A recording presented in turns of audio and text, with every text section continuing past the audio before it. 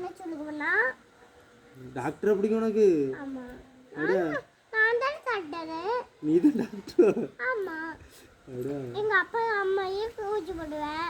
உங்க அப்பாக்கு அம்மா ஊசி போடுவா? ஆமா. ஊசினா பெரிய ஆளு.